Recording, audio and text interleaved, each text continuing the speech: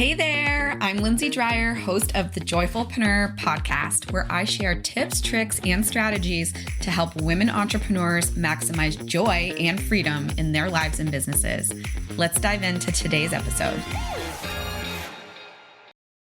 I am so excited to have Lauren Fritsch on today's episode of The Joyfulpreneur. She is an entrepreneur, an artist, and a mom, and she is the creator of the Joy Money Matrix mental model, which is a tool that empowers creative entrepreneurs to make strategic decisions that prioritize joy and improve revenue simultaneously. Let's dive into our conversation on all things joy. So I am going to dive right in, and I want to know, how did you get into the business of joy? I'm going to laugh because it's really funny. And I'm laughing over here because the thing about joy is it's not like happiness. You can be deeply unhappy and still create joy. And you can, so I think my calling to it, and there's still some days when I'm like, who am I to be talking about joy? Because sometimes I fall into deep holes of despair and doubt and depression, and I've experienced a lot of hardship in my life. I think I'm going to say on balance, like a lot more than the average bear.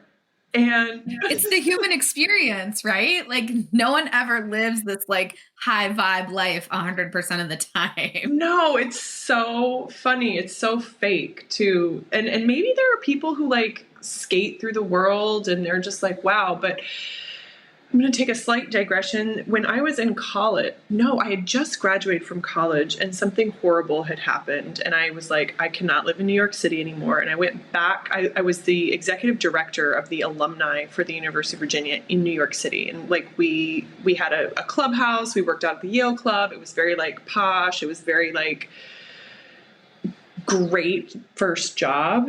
And I was like, I can't live in New York because I don't feel safe here anymore. Mm-hmm. And I gotta get the heck out of Dodge. And so I had gone back down to Alumni Hall in Charlottesville, and there was a woman there, this elderly woman who worked there, and she had helped me do some cool things while I was in school. And she knew what had happened, and she knew that I was like looking to quit my job essentially. And she was like, "You've had a really hard life, haven't you?" And I was like, oh, God. Okay, remember, I've just graduated from college. It was, I was 21, and I was like, wow, ouch, okay. And at the time, I didn't think that I'd had that hard of a life, but she knew a lot about me. And then obviously I had this big event happen that forever changed the trajectory of my lifetime. And anyway, it was a really strange thing to start to examine at that point. And I will say that since then we've had a lot of family hardship, and sometimes I'm just like, can we get a break from the crashing of waves? And I want to come up for air, please. Just a little break, or like give me a snorkel mask or something. And here's the thing, no matter what you're going through, joy is accessible, mm-hmm. Which sounds, I can say that because I've been through the valley of the shadow of darkness. If I were some Pollyanna manifesting teacher being like, la, la, la, just focus on the vibes, like you would want to slap the side of my face and be like, get out of here. Because you've been, if you're listening, perhaps you've experienced the depths, right? And when you're in the depths, it's very hard to remember what it feels like to not be in the depths. And yet, the depths are actually the doorway to joy. How do I know that? Yeah, well, because tell me more. Say it. Because quotes say that it is.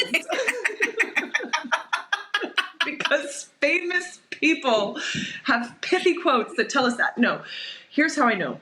Because there is a man named Matt Kahn, and not everybody gets down with Matt Kahn's style of spiritual teaching. You don't have to do that. But he was speaking in upstate New York near our country house, and he said something that I will always remember. And I have a lot of notes from that particular talk. And it was all about joy. And I felt like I was meant to be there at that time to hear him say these things.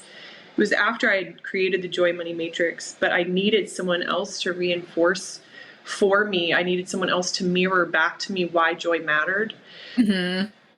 Because things were hard. And he said, joy is what happens when you stop struggling with your pain. Oh. Yeah, because we are going to have pain. We are human. We are here in these human suits. And our souls are transcendent, right? But we are destined to have a hard life. And I'm not saying that because I don't believe in manifesting in law of attraction. But even as we are pursuing all those dreamy things that we deserve and desire, we're going to have some things that feel not so good. We like to call them pain, right? Yes, exactly. I have a friend, when she was going through the first of her 4 pregnancies, she hired a doula, and the doula was like, no, we're not going to call them contractions. We're not going to call it pain. She used other words. And I love like etymology. I love renaming things. And she was like, we're going to call the contractions surges. Uh-huh. And we're going to call the pain sensation. And I was like, oh, look at that. I mean, as someone who has had 3 babies, I don't think that would have worked for me. But I also, I delivered a child posterior, so it was just freaking pain, okay? Yeah. It sucked. You could have called it like Twinkies or ice cream, and I would have still been really screaming a lot. Big old nope. So, but the reason I think that is applicable to what Matt Kahn said is because I realized that I was spending a lot of time struggling with my pain. And I was spending so much time struggling with my pain that I was not allowing it to be the doorway to joy. And there's a reason that that joy is what springs up from the fertile ground of suffering, right? And hardship. It's because we are, yes, human, but we're also, I think, and maybe you do too, we're also so much more than our bodies, right? We're these eternal selves. Yeah. And you can go back to some of the things we've learned, for instance, about the people who experienced the Holocaust and who were interned in these camps, and the ways that they chose to create joy was often through theater and storytelling. And so they were able to find these ultimate victims, right? And you can even look at, for example, in the U.S., on U.S. soil, the example of slavery and the joy that was found in practicing a spiritual practice, and the joy of, for example, singing incredible spiritual tunes, some of which were sad, but some of which were incredibly, incredibly joyful. And so we have these examples in front of us of, I think, probably the worst human suffering we can imagine, being enslaved, imprisoned, for no other reason than your ancestry. Who you are. I mean, just who you are. Yeah, fundamentally who you are. Yeah. And still finding ways to laugh, to create, mm-hmm. and to cultivate joy. So I also think it's like a resiliency of the human spirit too, where that's where people who are able to find those pieces of joy in suffering, it's like those are resilient people. Like they are, it is so impressive that people are able to find joy in those horrific circumstances. But I think that really does speak to the resiliency of humans and their natures, that we do want to thrive no matter where we are.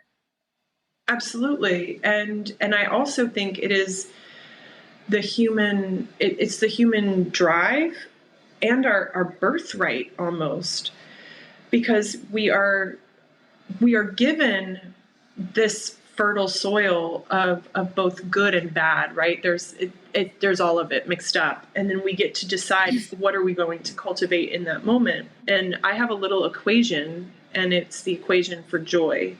And in my world, joy equals creation plus acceptance. And I think you can see that equation play out in both of the populations, whether it's the enslaved people, Africans in the US, or survivors of the Holocaust. You can see that they accepted the circumstances. They're like, this is what we got.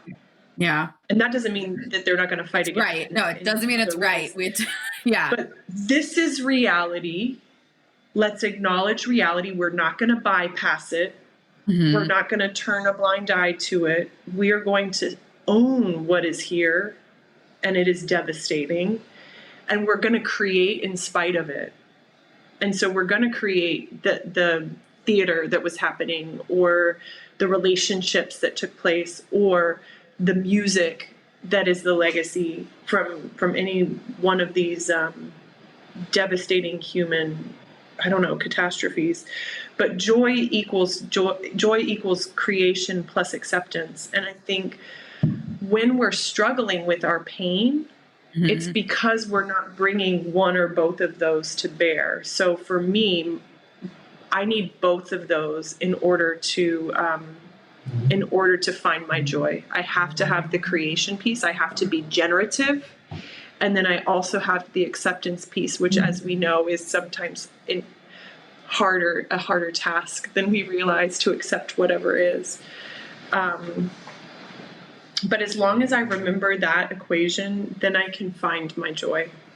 What came to mind while you were talking was entrepreneurs, I think, are creators. Like, we through and through are creators. And I think that joyful entrepreneurship in your equation is that you're creating and you're also accepting the world that you're operating in. And I do find that whenever I have something new or something fun I'm working on, or something in my business that is so revs me up, those are like amazing moments of joy in business.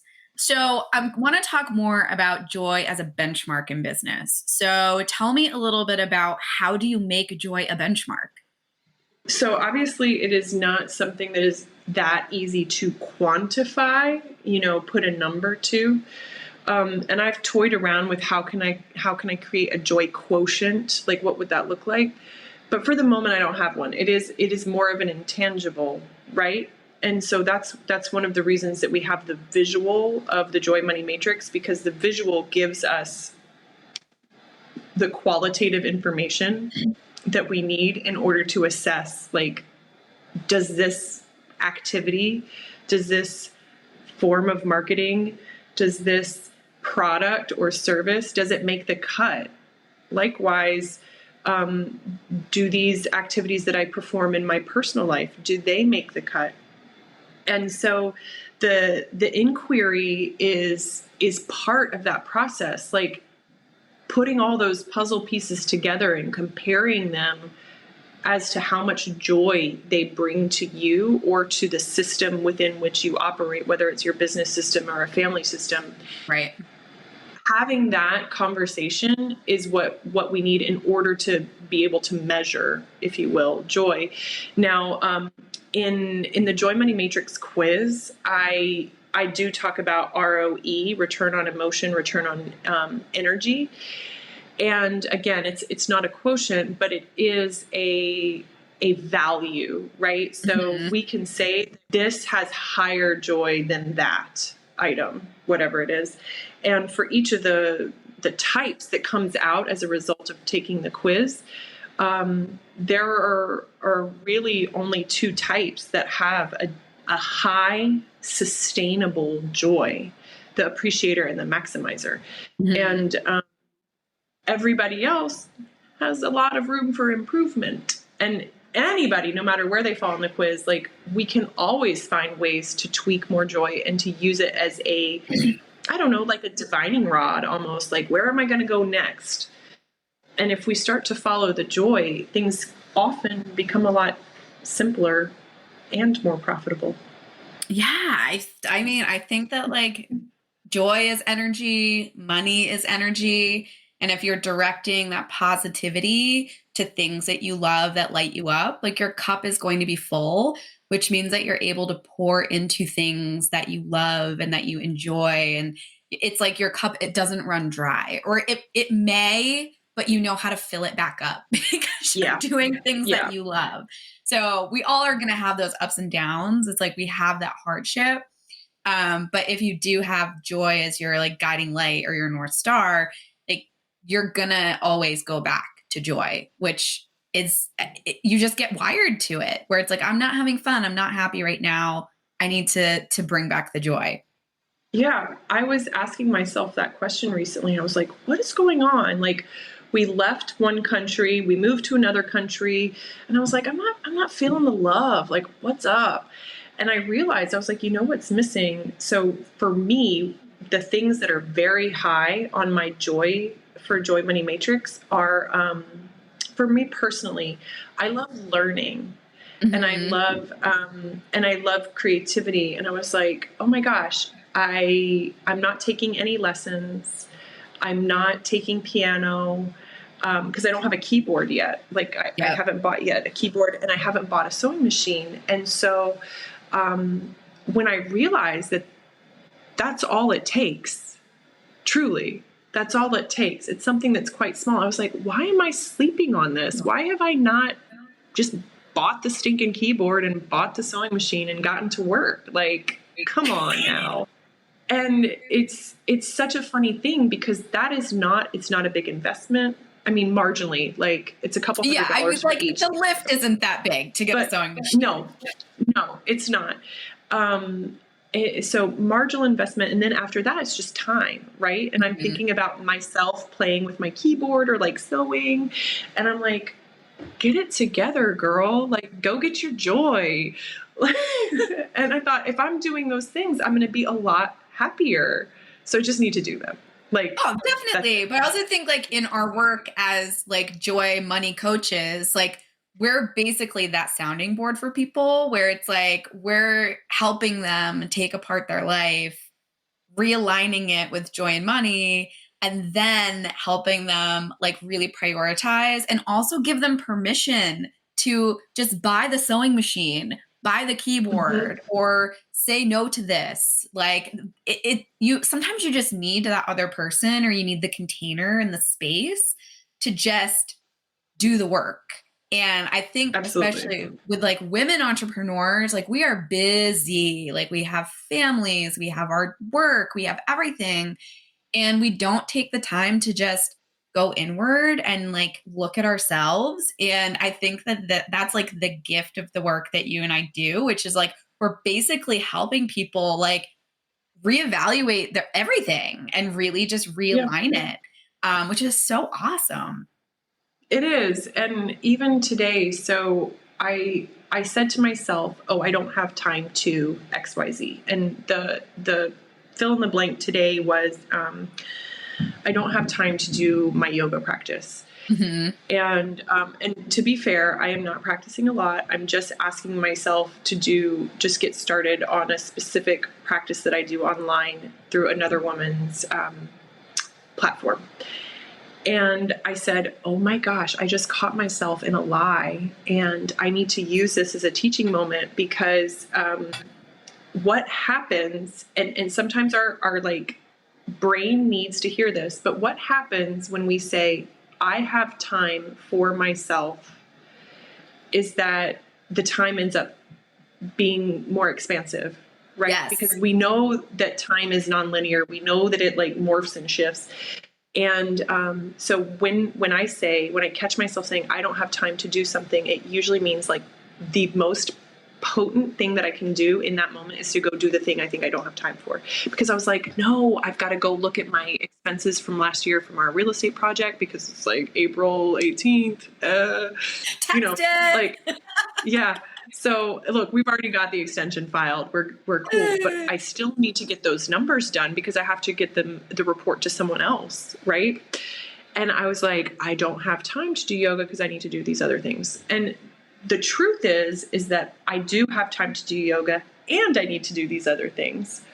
And what ends up happening too, when I make time to do a little sewing or take some time to like sing a song or paint a little bit over here, is that it opens up pathways for money and time that weren't open before because I had closed them with my lie of, I don't have enough time. Exactly. So if your brain needs to hear that, you will make more money if you spend time on your yoga or your creative pursuits. Then I will tell you that over and over again. But when we close it down and just say I don't have time for that, then those avenues will not be available. Also, I think when you're hesitating or saying you don't have time for that, it's like there's also this little voice that is like, you don't deserve rest, you don't deserve to do something for yourself. Like you don't, and because I do the same exact thing. I always say, I don't have time for this, so I'm going to cancel my yoga. I don't have time for this, so I'm not going to go to pickleball. I don't have time for this, so I'm not going to do this. But I always find the time, and when I go, I always come back a better version of myself, and I'm able to get more done in the time that I have because my cup is full and my energy is aligned and it's like feeling good. Like I always come up with my best ideas. Yeah. It completes the stress cycle of in your head, getting in your body, and then you're ready to roll. Like you're your best self. So yeah, you just have to take care of yourself. It's so important. Yeah. And I think the conversation around self-care has really reached a fever pitch, but it still tends to be fairly superficial, right? Because what is self-care? Self-care really is keeping promises to ourselves. And that is actually self-love. Definitely. And when we can keep our promises to ourselves, we really are building a relationship with ourselves that says, I'm going to show up for you. I'm going to go to bat for you. And what you just described of saying, oh, I don't have time for that, and I don't deserve it, that's eroding that relationship, right? And so the invitation, I think, around self-care really deep needs to be like, what does trusting myself to take care of myself really look like? Because that's also in play. But yeah, we have to keep those promises to ourselves because it's important. Yeah. I love that you're calling it a promise to yourself because it is like, that's exactly what it is. It's like, I'm promising you this. I think I got that from, I don't want to claim it. I got that from, I have a whole concept on self-love, but and a model for it. But I think that keeping promises comes from a wonderful parenting coach called Doctor Becky. And she is Dr. Becky at Good Inside on Instagram. So follow her because she's legit. I think that's where that came from. And if I made it up, then I'll take it.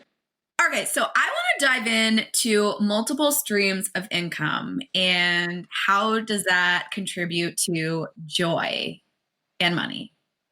Okay, and then you and I are going to flip the tables, and I'm going to be talking to you about that too. I don't know. Okay. Oh, I like this. All right. Because it's important. Okay, so first of all, let's talk about multiple streams of income. There are, in the coachy world, there are a lot of people who talk about this. It's been around for, decades if you have been in this info marketing space. The importance of multiple streams of income means that you as an entrepreneur, as a business owner, have lowered the stakes for each of those separate streams of income. When you have one stream of income, the stakes are very, very high. And your life becomes binary. If things are going well, great with that stream of income. But if things are not going well with that stream of income, oh my goodness, we've just lost sustainability because we don't have enough money Exactly. to sustain. Right. And that's why it's called the joy money matrix. We want both represented, and both joy and money in ample amounts create sustainability for systems, whether it's a family system or a business or both. And so what I think when I'm looking at multiple streams of revenue is I'm looking at ways to increase sustainability for a system. And there are lots of ways that you can do this. And I tend to think that the infopreneur information is pretty shady. Like, they're just like ebooks, speaking, consulting, one-on-one. Like, they just like put out like so many. Yeah, they just like say all these things and like think that works as a philosophy. No, that doesn't. Mm-hmm. Why? Okay, because each one of those requires input in order to get the output, right? And those are the same people who will just be like they'll do like a slide deck and it will have like each of those streams of income, and then the next page it will be like passive income. And then it'll be like strategy. And then the strategy slide will just be like Facebook. Oh my gosh. And I've paid tens of thousands of dollars for slide decks and presentations that look like that. Like, it's so bogus. So let's be clear. What do we mean by multiple streams of income? I believe in order to increase our sustainability, we have to have multiple streams of revenue that are different and in different markets. And I think that it's important that each person needs to understand the business model that is appropriate for them, because your business model is going to be very different from someone else's business model. And even if you're in the same industry, there's still going to be, you're going to find differences in how you market and the vehicles you choose to make money. Let's talk about like a family system. Let's talk about a two earner household, and let's talk about multiple streams of revenue. I'm going to make notes because I like it. I'm going to draw it. So multiple streams of revenue could look like this. It could look like one person has a full-time job and also uses some of that money to invest in, let's say, rental properties. And then also is using some of that to obviously fund 401k. That's investment and a stream of revenue. And I'm just going to be controversial and say also using some of that to go into crypto. I have strong feelings about it, and I'm very bullish on crypto as a concept. Okay. Then let's say we've got one person over here who is, let's say they're a freelancer. So their income is lumpy. Yes. To be correct. And let's say, lumpy income. And let's say they're trying to smooth it out a bit. What does that look like? So that's someone who I'm going to say should look into creating. I love info products. I love one-on-one consulting. I love coaching, which I think is different. Mm-hmm. And I'm going to say also that person is going to put some of the money into the rental properties. Okay. Yep. So here we're looking at a family system that now has 1, 2, 3, 4, 5, 6, 7, 8 different ways to make money. And all of those aren't going to be full steam ahead all the time. Some of them are going to pop up and be more important at one time or another. Let me give you an example in my life. So I've been an entrepreneur for 18 years. I've been a coach for that long, and I've always done consulting work with corporate. When my daughter was born, I wound down my corporate consulting because it was too hands-on, and worked more with small business owners. And then as she got sick, she has a chronic illness. I could not work, right? So wound that down. And then COVID happened and we started to liquidate our real estate portfolio. And I became very good at timing and also prepping real estate for the market. 2 things that I did not know were part of my skill set. And then I spent about a year and a half being the project manager, the general contractor for a renovation of a rental property. And so I focused exclusively on that. I didn't do any of my business. Because I thought that my input on that would yield probably like a $400K return. Mm-hmm. And we won't know that until we sell it. But right Right. now our valuations are showing that it's going to be even higher than that, most likely. So was that a good use of my year and a half? Yeah. Absolutely. Absolutely. Same for the probably 2 months I spent on elbow grease and getting a house in upstate New York ready for the market. I think that gave me a bump of probably $75K, which doesn't sound like that much, but out of two months of work, that's worth it. Oh, yeah. Another thing that I did was when we were prepping our New York City apartment for the rental market at a time when the rental market was the lowest it had been in 20 years. This was right after COVID. Okay. So of course, like, who's coming to New York to be like, woo? What did I do? I rolled up my sleeves and I carried bags of soil and plants to the top of our 5th floor apartment, our penthouse apartment, technically. I like to say penthouse. So 6 flights on my own. I did end up hiring some people after I realized how truly horrific it is to do this. Soil is heavy. Oh my gosh, that's a workout. But what did I pay? My investment was my time, as well as the cost of the labor, which was, I think, $150, and then the cost of all my plants and soil, which was in the neighborhood of $1,000. Mm-hmm.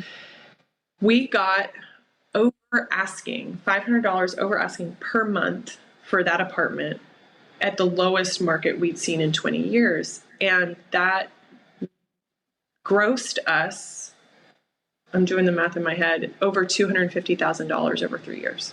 That's awesome. Yeah, it's great. I You love it brought when a little people bit of joy. You brought the joy to the apartment. I think that during COVID, that's what people wanted. They wanted the outdoors. They wanted to feel alive. The garden They was wanted clutch. happiness. Yeah. The garden was clutch. So all that to say is, like, when you're thinking about your multiple streams of revenue, go with things that are delightful for you, and go with things that it's okay if they're lumpy and they can ebb and flow, right? Because if you have enough lumps, then the lumps will counteract the other lumps, right?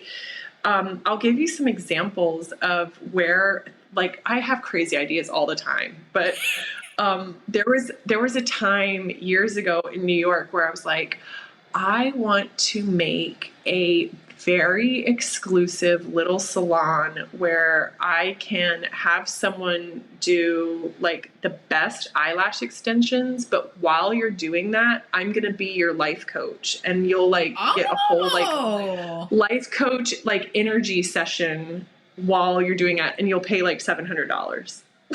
Like, that was one of my ideas. I didn't end up doing that, but I thought it was really fun. I think if you combined it with therapy, like, people would be in. It is so hard to find a good therapist right now. So, like, if you had premium therapists with eyelash extensions, I would be a loyal customer. Listen, I think that is like a holy grail situation. Seriously. And if you don't want the extensions because of the wear and tear on the lashes, you could just get a lash perm in a tint. Love it. Right? I love it. So, but yeah. One of the other ideas that I had is a while back, and maybe I'll still do this one, but I was like, okay, I love sewing. I've designed clothes for a long time. I've made clothes for other people. And I was like, what if I made these exquisite, like, dressing gowns that are sewn with, like, really potent semi-precious stones, like, in specific patterns to promote that person's, like, healing and self-empowerment. Ooh, yeah. Like, that's where I'm going. Like, might I do that? Maybe. I don't know yet, but I would charge a whole lot of money for those, and it would be very joyful to create. Can you imagine creating those? I love it. I think that would be amazing. Yeah. So when you start to think about outside the box ways to follow your own joy, but also generate revenue, because you should be compensated for your hard work and your expertise and your brilliance, frankly. There come available so many more things than just some like dude on a slide deck being like multiple streams of income, ebooks. Yeah, Right. like what you should do. I think that's the thing. Like, we're removing the like shoulds of like, here's all your income streams. You should do all these things. And now you're like, I want to do all these things. All of these things are joyful for me. Like, I am with you. And I think multiple streams of income as an entrepreneur are so important because of the ebbs and flows of business in general. And I'm with you. I have my real estate brokerage in the DC area. I have a real estate brokerage in New Hampshire. I have multiple investment properties, rental properties. Yeah. I have the Joyfulpreneur coaching. It's like all of those things are so enjoyable and I love all of them. And they all provide income at different points when I need it. And it is really important. I think it's a super good point that you need those things to have a stable life as an entrepreneur. Yeah. And I will say I am biased towards real estate. I definitely think that real estate is one of the overlooked things. Obviously, for your market, you guys are all in real estate, or not all, but like a lot of you are going to be in real estate. But I think it's really important that entrepreneurial women especially invest in real estate. And if you don't want to invest in an actual property, maybe find a friend or a group of friends and do a consortium and do it together. Or if that's even out of your comfort zone, like do an ETF, like whatever it takes, but get into real estate in some way, shape, or form, because it remains in the United States one of the best ways to build wealth and financial stability. And I think that the mistakes I made when I was younger, I wish I had taken all of that money I made and put it into real estate. I have some really good art, very nice designer clothing. Well, I think that those things are joyful. So, I mean, They are, and lesson learned. And one of the things that I'm going to be doing, I hope this year, but let's say in the next 12-month cycle, is I'm going to look for a small property, probably under 50K in Europe, and start investing abroad in Europe. So, I mean, there are lots of things available to us, and it's only a matter of shifting how we value those things. And for me, it gives me so much joy to think about having like a little property in Italy. So, oh my gosh, are you kidding? Yes. Yeah. That sounds amazing. Yeah. So I think what you mentioned that your daughter has a chronic illness. So I want to go back to any point in your journey with her where it's been hard to find joy, and maybe like how you're managing that and how you find joy for yourself and for her. I think that that's like something that a lot of people go through, is that we oftentimes don't have control over the people or situations that come into our life. And so I'd love to just hear more about how you have managed that process over the years and how you've maybe helped her have more joy, and just anything you'd like to share about that. Sure. So I just did record a podcast with someone earlier today she asked way more about our health journey than I was anticipating. Oh. Yeah. And so I think that's good for our purposes today, because I've gone through the emotional bits, and now I'm spent. So I can come at it from even more of a, I don't want to say dispassionate, but like, whoa, okay.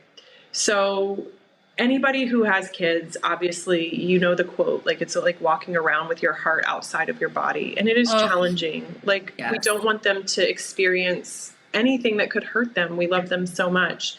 And we also bring our own screwed up ways of relating, and we do hurt them. And then we live in this crazy world we live in that is imperfect. And and things happen. And, you know, in our case, the thing that happened was that our daughter got sick when she was just a little over 2 years old, and it looked like she was just freaking psycho. And so everywhere we went, people just thought that we were really bad parents, and the doctors just told us to like get better at parenting. And meanwhile, we just had this kid who would be psycho and for hours and hours and hours every day, and we didn't know what to do, and we didn't know who to talk to. And the people I thought I could talk to just told me that I was a shitty mom. And no, it's okay. It's your fault, right? Yeah. Yeah. And I was like, wow, I am in hell and I don't know how to get out. And the people I'm turning to aren't helping me. This is the worst. And when I say it's the worst, I'm underselling it a lot. Okay. But imagine that you have the kid who's in The Shining, and the psychotic episodes look like that, but for like 2 hours to 5 hours every day and night. That's what we were dealing with. And it's not an exaggeration. I had to start counting and enumerating what we were dealing with, because I would go and I would be myself and I would say, this is happening. And I would look too put together. I would look too calm, and no one would believe me. And so, and if I videotaped her, she would go nuts. Yeah. So I couldn't get her on camera. And so I had to find a way to articulate the depths of hopelessness that we felt on a very regular basis so that anybody would take me seriously. And any parents who've had kids with this, it's a pediatric autoimmune neurological disorder. It's often called PANS for short, or PANDAS. It's now being called autoimmune encephalitis. Only the parents who go through this will know what it's really like. I can't even articulate with language the reality of how scary it is, but parents with older kids end up with holes in their walls and their doors. Oof. You don't know. Yeah. You don't know how you're going to keep your kids safe. Ours would run out of the house with no shoes on, no clothes on, in the middle of winter, snow on the ground, into the street, screaming her fool head off. And there was nothing I could do to stop it, because that particular house didn't have any locks. Yeah. And it was terrifying. It's terrifying. And so I give you that because no matter what hardship you have experienced, I think that we can all relate. And so finding the joy in that is a tall order. And it was on those days, the worst days, where I'd be like, how is it possible that I created something about joy? What the F? I'm a fraud. Yeah. And I was like, who am I to talk about joy? I hate my life and want to die. You know, the joy in that time, I go back to my equation. Joy equals acceptance plus creation. And at that time, in the depths, the thing I needed the most was not the creation part. The thing I needed the most was the acceptance. And that also is a very tall order. And so I had to, you know, as they say in wrestling, I had to go to the mat with acceptance, because acceptance was not easy for me. I have always been someone who, if I see something that I want to change, I am going to change it, by golly, no matter what. And so that process of dancing with acceptance, I still dance with it. It is not something, again, that I find innate, because I want to change, reject, alter, improve the thing that I am struggling with. But acceptance has been the teacher, the doorway for me for joy.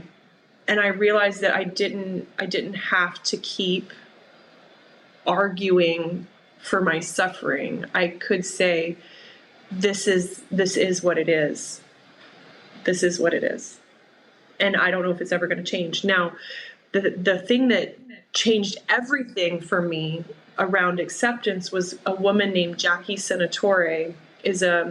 She does guided meditations, and she's a spiritual teacher. And I happened to be on a call with her, and she said in the guided meditation, if nothing about this situation changes, are you going to be okay?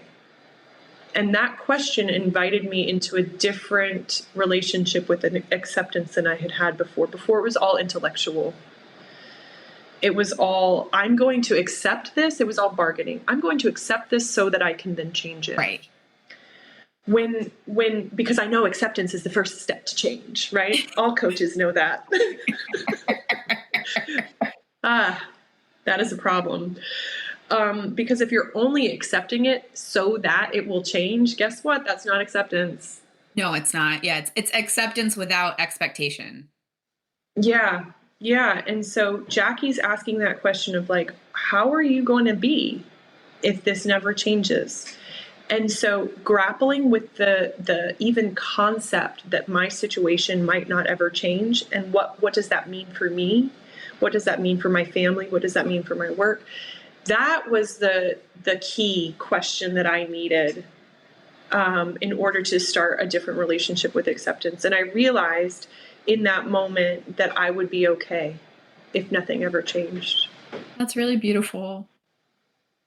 And yeah, and that's acceptance. It feels so peaceful. Like, it feels so peaceful, and just it takes all of the wind out of those sails and just makes it what it is.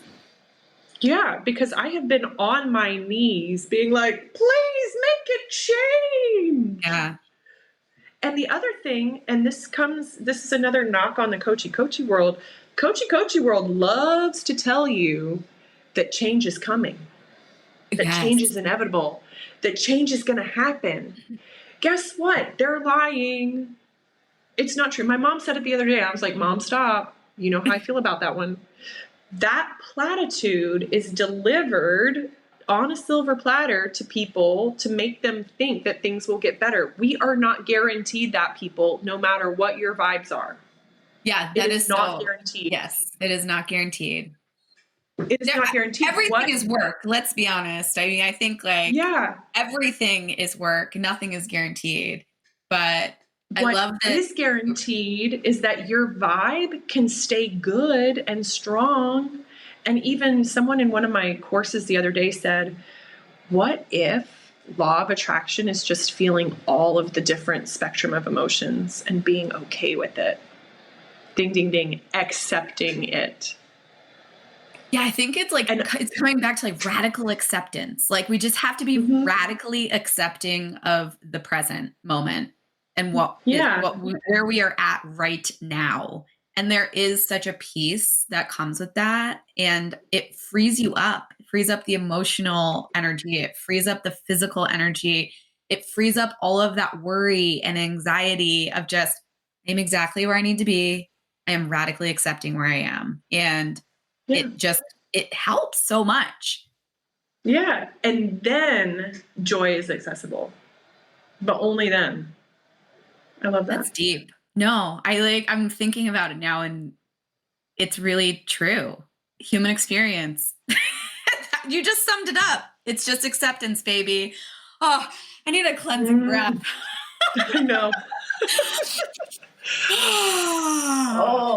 Do a little stretch. Oh my gosh. Woo! All right. Well, we really dove in today, Lauren. I'm proud of us. Mostly you dove in, but thank you for letting me witness and facilitate. This was amazing. I have a few closing questions for you. What is one book that changed your life? Gregg Levoy is the author. He's written a book called Callings.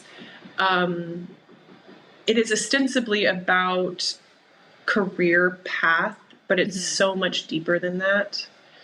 And I go back to that book in cycles, and I highly recommend it to anybody who wants a calling or thinks maybe you have the inkling of a calling or you have no idea about your calling. It's a gorgeous book. Oh, okay. I have not read it, and I am putting it on my list. The next one, I might be able to answer this one for you after our conversation. I don't know. So what is your key to living joyful entrepreneurship? For me, my key to joyful entrepreneurship has evolved. So it used to be I only do what's joyful. And now I realize how immature that approach is. Because we're grown-ups, we have to do things sometimes that aren't particularly joyful. But now the key for me is making sure that I prioritize joy before some of the other like to-dos that are on my list. Because the adulting.